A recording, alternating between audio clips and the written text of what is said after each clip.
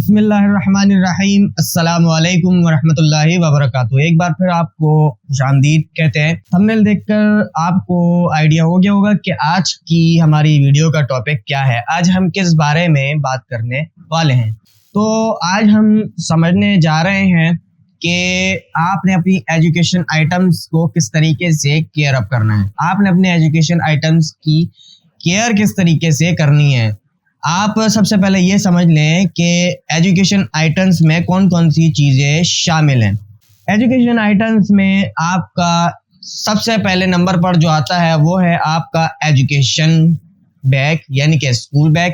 उसके अलावा उसके अंदर एजुकेशन का पूरा मटेरियल, यानी कि book, copy, note, guides and everything. उसके अलावा स्टेशनरी बॉक्स, उसके अंदर उसकी सारी मटेरियल्स, उसके सारे आइटम्स जैसे कि स्केल, पेंसिल, शार्पनर, इरेजर, प्रकार, एवरीथिंग। ठीक है, तो अब इनकी केयर आपने किस तरीके से करनी है।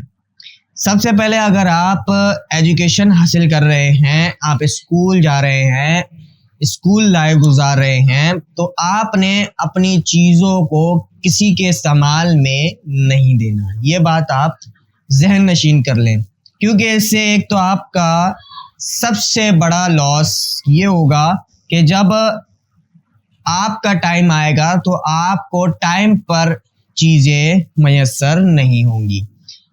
जाहिर है कि जब आपने किसी को चीज़ दी है तो अब वो उसके ऊपर है कि वो कब आपको डिलीवर करता है, राइट।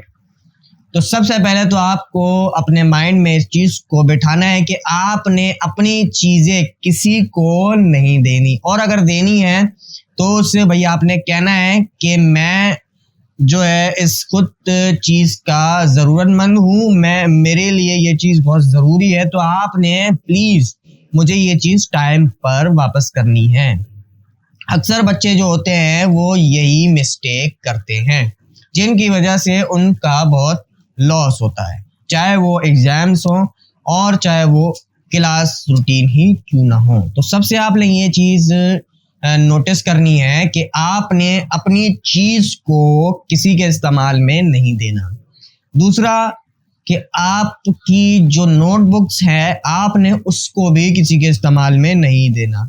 अगर आपसे क्लास में कोई कहता है कि यार हमें अपनी काम तुम उतार लो और हमें ये नोटबुक दे देना, हम कल तुम्हें वापस कर देंगे, तो आपने साफ इनकार कर देना है कि भाई मैं आपको ये चीज़ नहीं दे सकता क्योंकि ये मेरे काम की है और घर जाकर मैंने इसकी प्रैक्टिस करनी होती है, लर्निंग करनी होती है। आपने उसको सिंपल सा ये आंसर उसको देना है, बाकी वो खुद जाने, वो किसी और से ले ले, लेकिन आपने ये काम करना है जो आपको मैं बता रहा हूँ। और अगर आपने ये किया तो 100% आपको कभी कोई मुश्किल नहीं आएगी।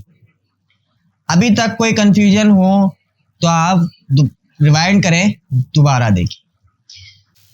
एंड उसके अलावा आपने भी खुद किसी से कोई चीज़ नहीं मांगनी, हत्ता कि आपने जब तक नहीं मांगनी जब तक आपको शिद्दत की ज़रूरत पेश ना आ रही हो।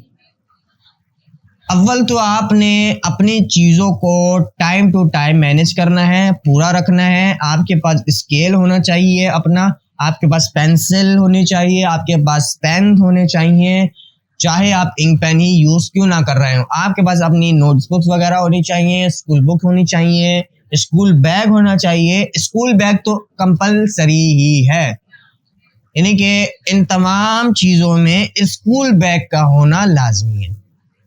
जब तक आपके पास स्कूल बैग नहीं होगा तो आप हाथ में चीज़ें उठाकर नहीं लेकर जा सकते, क्योंकि नोटबुक वगैरह जो होती है, आपकी जो बुक्स वगैरह होती हैं वो बहुत ज़्यादा होती हैं, उसकी क्वांटिटी बहुत ज़्यादा होती है। तो अगर अभी तक आपको कोई डिफ़िकल्टी हो तो आप वीडियो को रिवाइंड करें, दोबारा देखें, इंशाल्लाह आपकी सारी डिफ़िकल्टीज, सारे डाउट क्लियर हो जाएंगे। तो उम्मीद है कि आपको वीडियो समझ आई होगी। तो मुझे और मेरे कीमती वक्त को इजाज़त दें। अस्सलामु अलैकुम वरहमतुल्लाहि वबरकातुहू।